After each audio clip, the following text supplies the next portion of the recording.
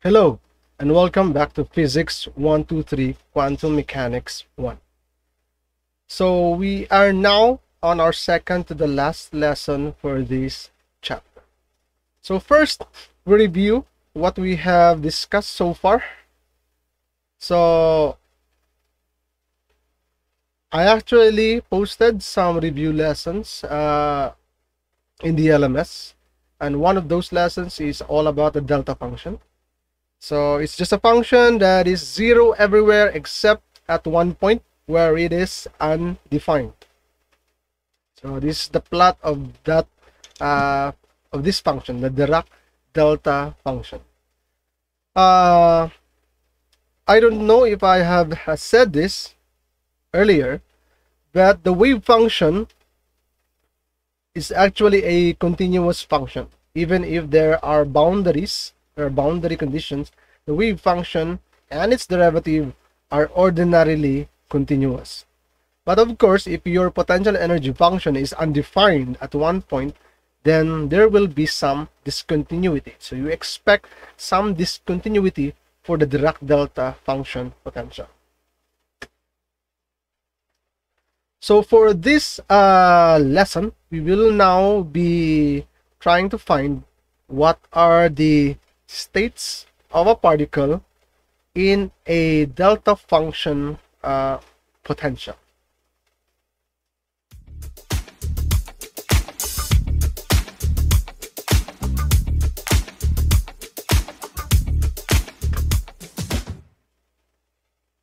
So we will first start with the Dirac delta potential well.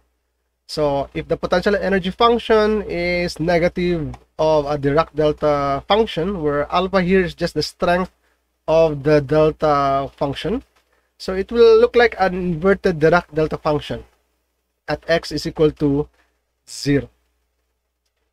So if the energy of your particle is greater than 0 or positive, the states are scattering states. It will not be trapped in the potential well, but rather it will be scattered from the well. If the energy is less than 0 or negative, then the particle will be bound inside your delta potential well. So your time independent Schrödinger equation will now look like this. Our u is negative alpha times the delta function. And knowing that this system has both bound, trapped, and free scattering states, we first look for the bound states. So we let the wave function to the left of the well as psi1, and the wave function to the right of the well as psi2. So to the left of the well, or at x is equal to 0, the potential actually here is 0. Take note that the potential energy is only is 0 everywhere except at x is equal to 0, where it is infinite or undefined. So your time independent Schrödinger equation for x is less than 0 will arrive at this familiar equation here. And we will let this term here as our kappa squared. So take note, E is negative. If you multiply that with a negative sign, it becomes positive. So we need to take this whole term here, including the negative sign, to be our kappa squared, where kappa is square root of negative 2me over h bar. Take note, the kappas and the k's here must be real values. So since E is negative, multiplied by a negative sign, it becomes a positive quantity. So if you actually solve for E from this equation here, you will notice that it's just negative h bar squared k squared over 2m, or negative p squared over 2m. Take note, the energy is negative because we are looking for bound states. So the solution to this simple harmonic equation is just hyperbolic functions, or we can write them in terms of exponentials, e to the negative kappa x and e to the kappa x. Similarly, for the right side of the well, you get the same solutions, e to the kappa x and e to the negative kappa x. Now, in order to simplify these general solutions, we need to impose some boundary conditions. So these are the first two are the common boundary conditions that as x approaches positive and negative infinity, so as x approaches negative and positive infinity, this wave function psi1 and psi2 must also approach to 0 so that they can be normalized. And these are the last two boundary conditions are specific to this problem. So at x is equal to 0, the wave function is continuous, meaning psi1, the value of psi1 and psi2 must be the same at x is equal to 0. But their derivative is discontinuous. So the derivative psi2 and the derivative psi1 has a difference of this quantity here, negative 2m alpha over h bar squared, the value of the wave function at the boundary at x is equal to 0. So I will just derive this discontinuity relation in derivatives maybe in our live session. By the way, what does this change delta in the derivative mean? So that means that the change in the derivative of psi with respect to x, that means that the derivative of psi2, the derivative at the right side of the boundary with respect to x, and then you evaluate it at x is equal to the location of the boundary, in this case x is equal to 0, minus the derivative of psi1, the left side of the boundary, dx, and you still evaluate that at x is equal to 0, must be equal to negative 2m alpha over h bar squared, the value of the wave function at the boundary at x is equal to 0. So that's what the change in derivative means. So you subtract the two derivatives evaluated at x is equal to 0. Okay. So applying boundary condition 1 and 2, the generic na boundary condition, as x approaches negative infinity, so when x approaches negative infinity, psi1 must approach to 0. So as x approaches to negative infinity, this term here will actually be equal to 0 because that's e to the negative infinity. E to the negative infinity is 0. But e to the negative times the negative infinity is positive infinity. So e to the positive infinity is infinite. So this term here, the exponential, will actually become infinite. So how can this wave function be equal to 0? So you need to set your combination coefficient a be equal to 0. So you let a equal to 0 and you will get only psi1 is just b e to the kappa x. Similarly, for the second boundary condition, as x approaches positive infinity, then this term here will become 0. But this term here, when x approaches positive infinity, becomes infinite. So therefore, we need to let g be equal to 0. So hence, psi2 will just be f e to the negative kappa x. Okay. We then apply the third boundary condition. So at x is equal to 0, at the boundary, the two functions, psi1 and psi2, must be the same. So at x is equal to 0. So at x is equal to 0, e to the 0 is 1, so b. At x is equal to 0, e to the 0 is 1, so you have psi2 is equal to f. So b is equal to f. So therefore, we can simplify our boundary condition, our wave function further to be just like this. So when x is less than 0, it's e to the kappa x. When x is greater than 0, e to the negative kappa x. So b and f are just the same. We apply the fourth boundary condition.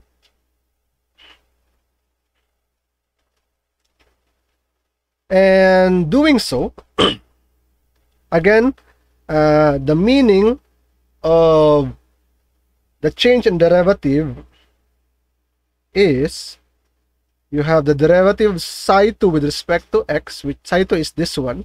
So you will get negative kb e to the negative kappa, that's kappa x, evaluated at x is equal to 0. So at x is equal to 0, e to the 0, 1, so kb, minus the derivative of psi 1, which is this one, with respect to x. So you will have k b e to the kappa x. You will evaluate this again at x is equal to 0, so e to the 0 is 1, so you have kb, and that is equal to negative 2m alpha over h bar squared, the value of psi at x is equal to 0. So at x is equal to 0, the value of psi is b. So this will be your equation, and then divide both sides by b, eliminate b, and you can solve for k, and you will get k is equal to m alpha over h bar squared. So you will notice that k is equal to m, a constant, alpha, a constant, h bar, a constant. So meaning k is just a constant. It has only one value. And since k depends on E, energy is negative h bar squared kappa squared over 2m, p squared over 2m, then there's only one bound state energy, negative m alpha squared over 2 h bar squared. So we normalize this wave function to solve for the normalization constant b, and it's just square root of kappa equal to this one, and therefore our wave function, or our bound state wave function, is only one. There's only one bound state wave function. I forgot to emphasize that the shorthand expression for this is this one. So take note, the absolute value of x. The absolute value of x is x if x is greater than 0, negative x if x is less than 0. Take note, absolute value means positive. So if x is negative, multiply by negative, you get a positive value. So you can just write our bound state wave function as just one function, one equation.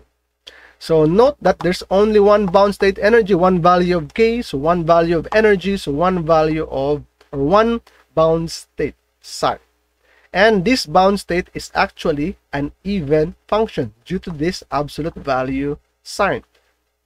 So if we try to plot this wave function here, this bound state, it will look like this. So at x is greater than 0, it's an exponential decay, and at x less than 0, it's also an exponential decay towards negative infinity. So the wave function here is even and symmetric. So it's an even bound state. So if a particle is trapped in a Dirac delta potential well, it will only have one state, and that state is even, and it will only have one energy level, or one energy state.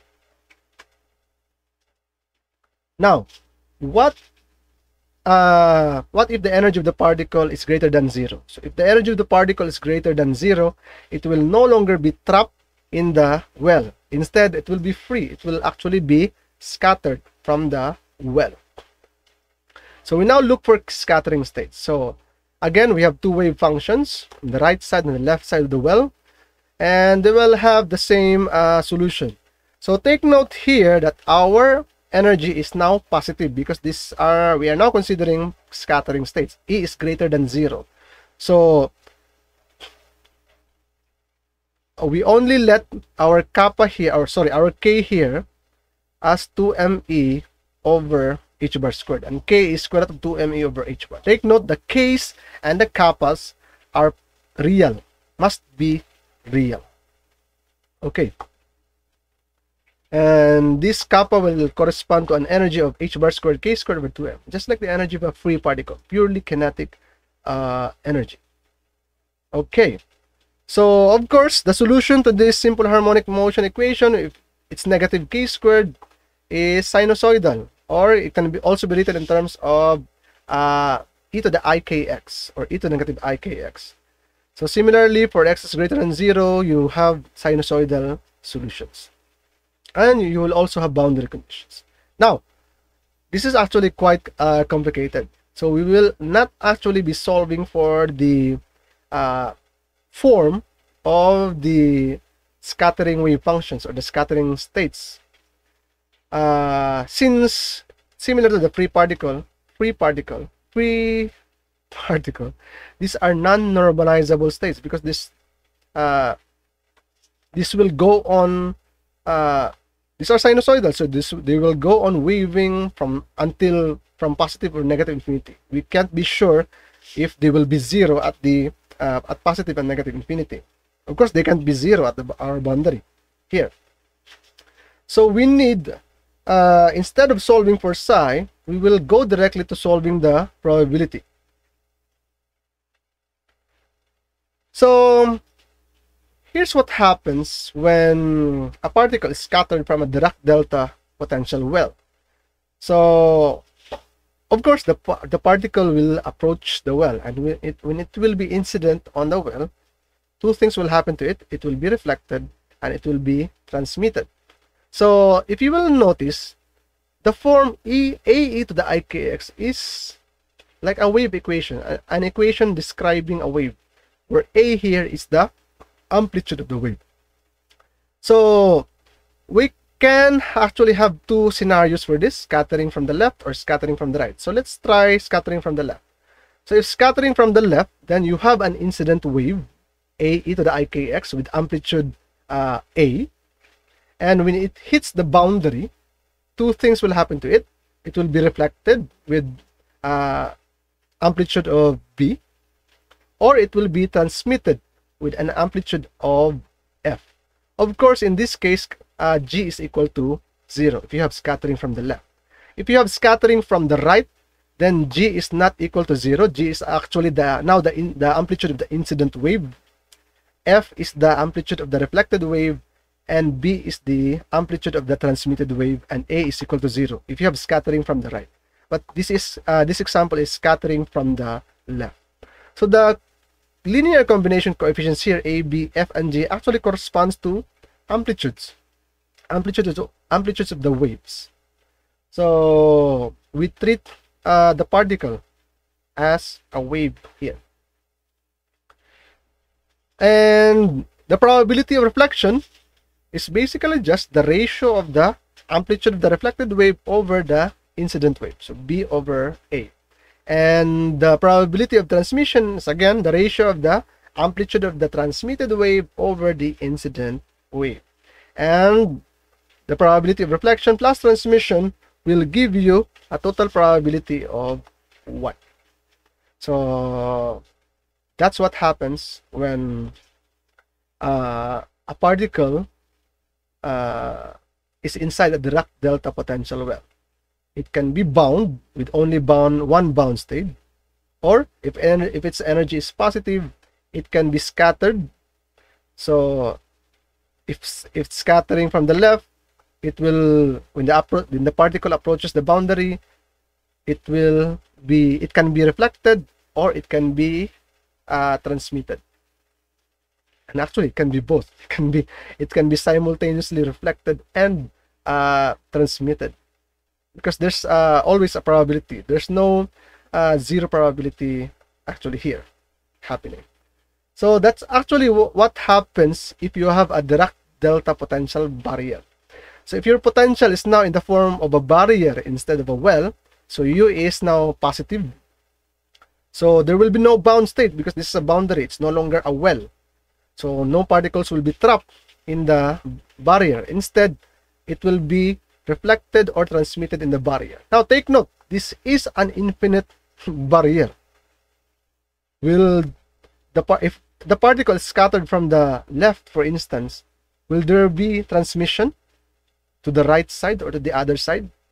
So quantum mechanics tells you yes, there will still be probability of transmission. So this is what we call the tunneling effect. Something like the quantum particle can be reflected and can be transmitted at the same time. There's always a probability of transmission, even if this is an infinite barrier. But of course, the transmission probability, or sometimes called the transmission coefficient, is very much lesser than the reflection coefficient or reflection probability, because most likely the particle will be reflected in this barrier. But there is a probability that it will transmit. It will be transmitted. It can go through the barrier. So if you compare this with the classical scattering, If the energy of your particle is less than the maximum potential energy, then the particle will be reflected and there will be no transmission, zero probability of transmission. But if the energy of the particle is greater than the maximum potential energy, then that's the time that the particle will be transmitted and it will not be reflected. But in the case of quantum mechanics, even though the energy of the particle is less than the maximum potential energy, it can still tunnel through the barrier.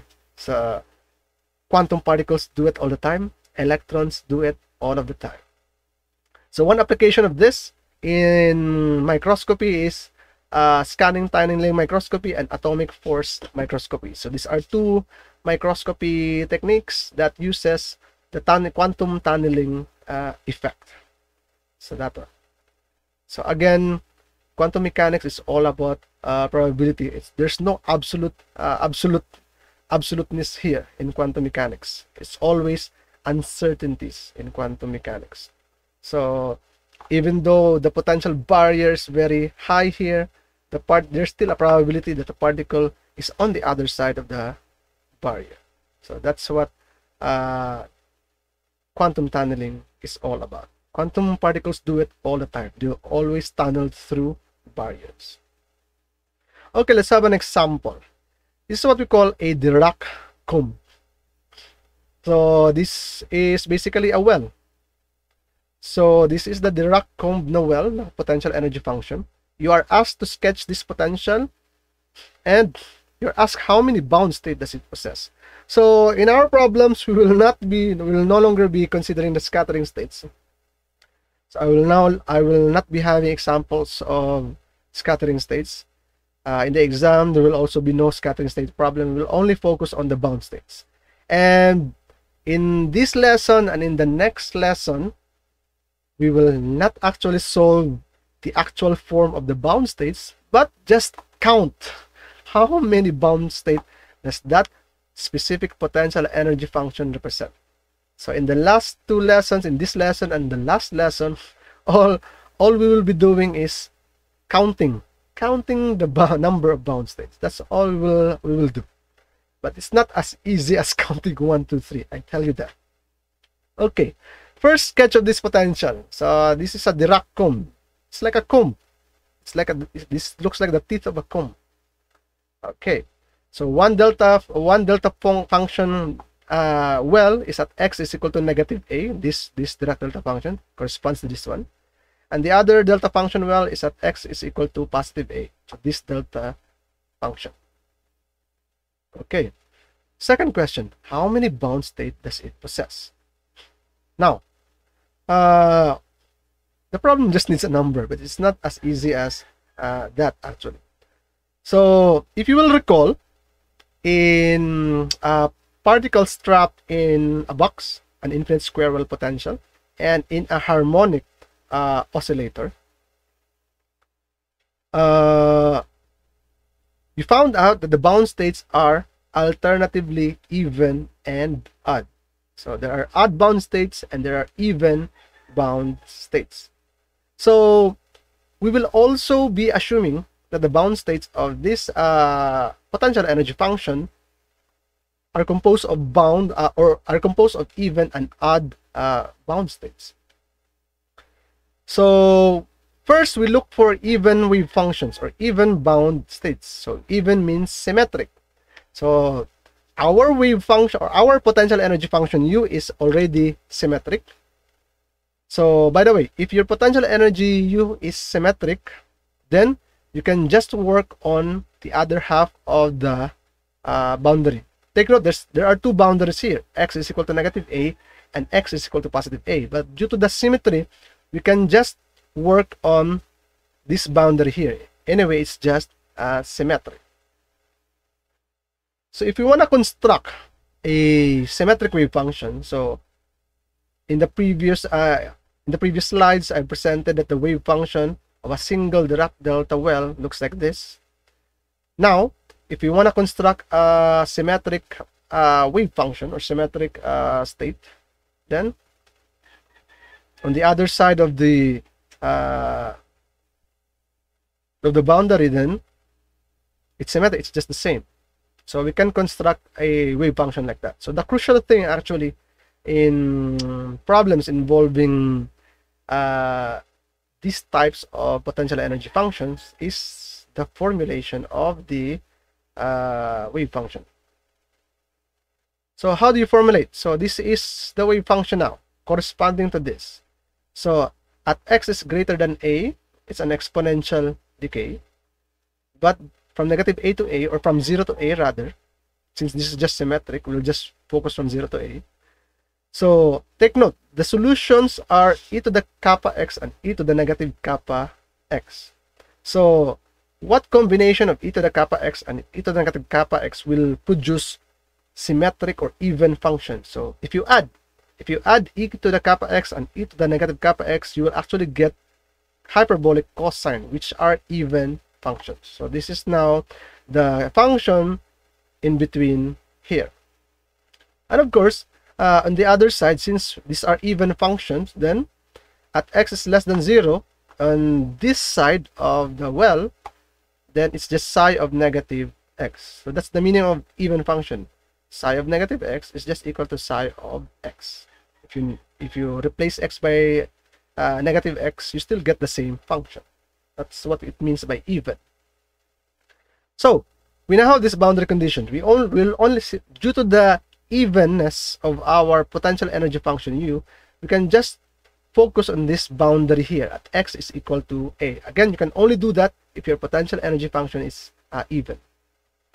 So at x is equal to a, at this point, these two wave functions, the wave function for x is greater than a and the wave function for x is less than a, must be continuous, meaning they must be the same, or they must have the same value. And at x is equal to a, also, of course, the derivative is discontinuous. So the derivative of this wave function and the derivative of this wave function at x is equal to a must be equal to, or the difference of those derivatives must be equal to this term here. Now this is psi of a, because a is now our boundary. In the previous problem, our boundary is at x is equal to 0. Here it's at x is equal to a. Okay.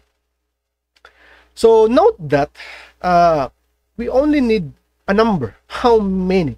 So each kappa here represents one energy level, because energy is proportional to kappa. And since one energy level corresponds to one bound state,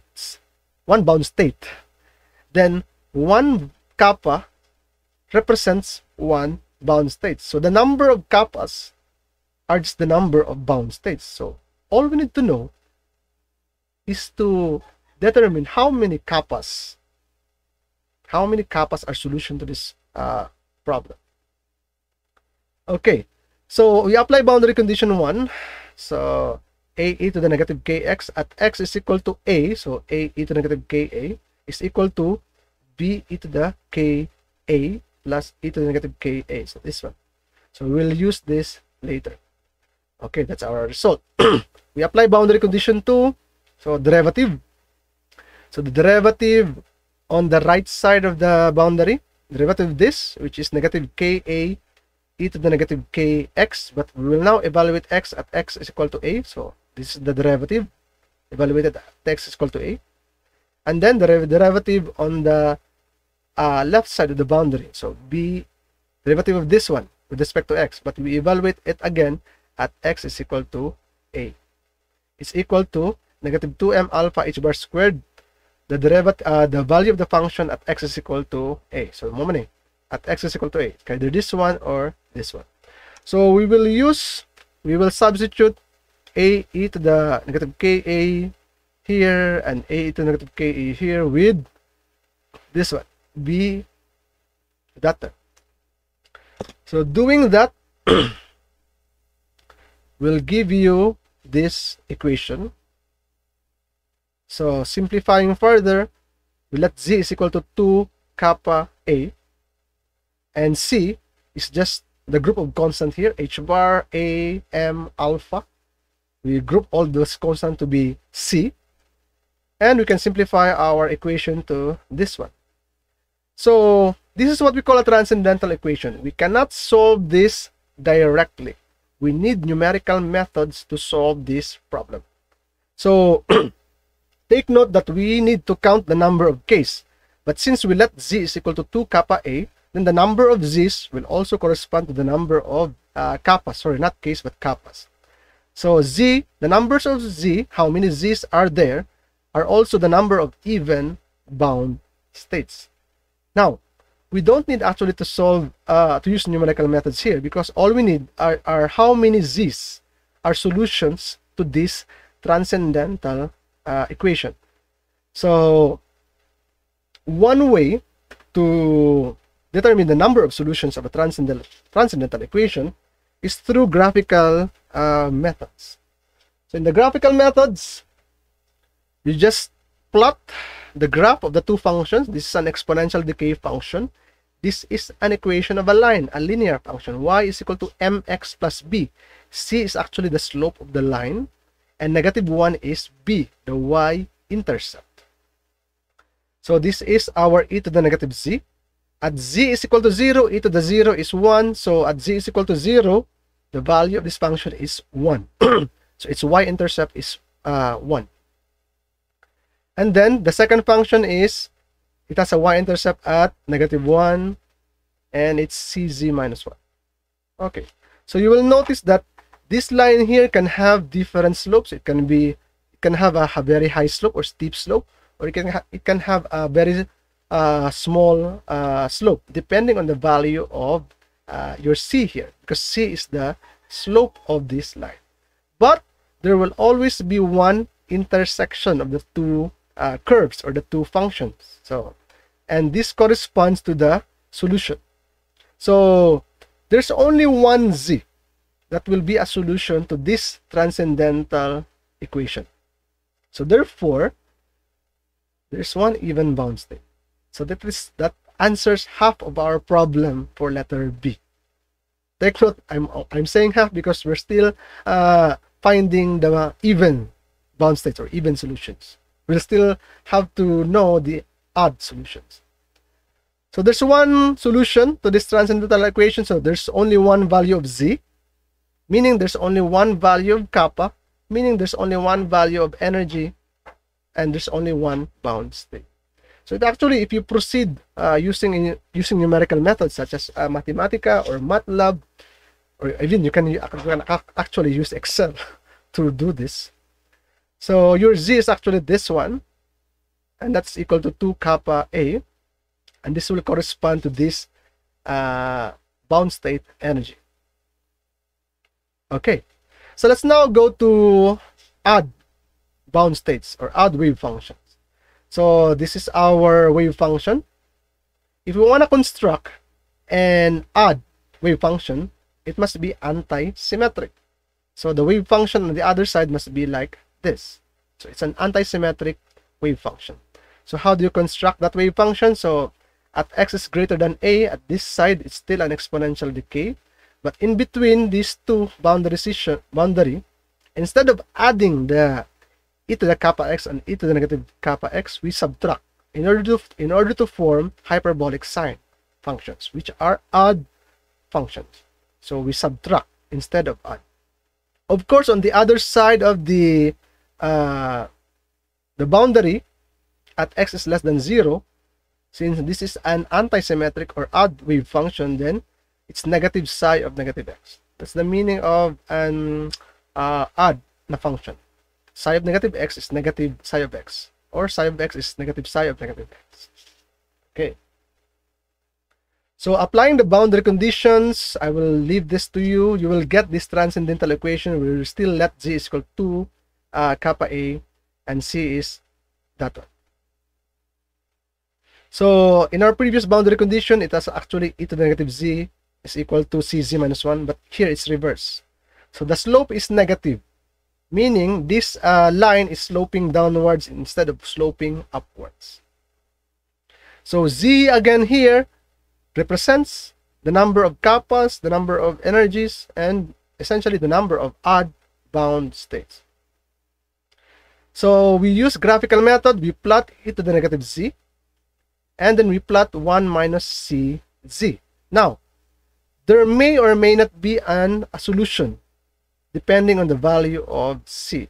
So if the slope is greater than 1, if c is greater than 1, actually the slope here is negative c, but if the value of c is greater than 1, then you will have like this. You have a very steep slope. But if your c is less than 1, then you can have this. So there will be an intersection around here. Even though they have an intersection at z is equal to 0, but we usually don't consider 0 as a solution, because this is the trivial or obvious solution. 0 is almost a solution to every equation. So we don't consider 0. We don't consider the trivial solution. So if c is greater than 1, then there's no intersection, there's no solution. If c is less than 1, then there is at least, or there is only one solution if c is less than 1. So if we formalize the conditions, so this is our definition of c. So if c is greater than 1, then this means that alpha must be greater than h bar squared over 2ma, and then there's no odd solution or no odd bound state if alpha is greater than that value. So that corresponds to c is greater than 1. But if c is less than 1, then that means that alpha is less than or equal to this value here. And if that's the case, then there is one odd bound state. So to summarize our answer in letter B, so there are two bound states, one even and one odd if alpha is greater than or less than or equal to this value, and only one bound state which is even if alpha is greater than this value here. Take note that there are no conditions for alpha in the even bound state. So there will always be one even bound state. And the number of odd bound state depends on alpha. So this is our final answer for this problem. It's a number, 2 or 1, depending on the value of alpha. So that's it for this lesson. So for the final lesson, it will be something like that also. We will only be counting the number of bound states given a certain potential energy, which is finite square wave, or related to finite square wave potential energy. So I will see you again for our last lesson of this chapter.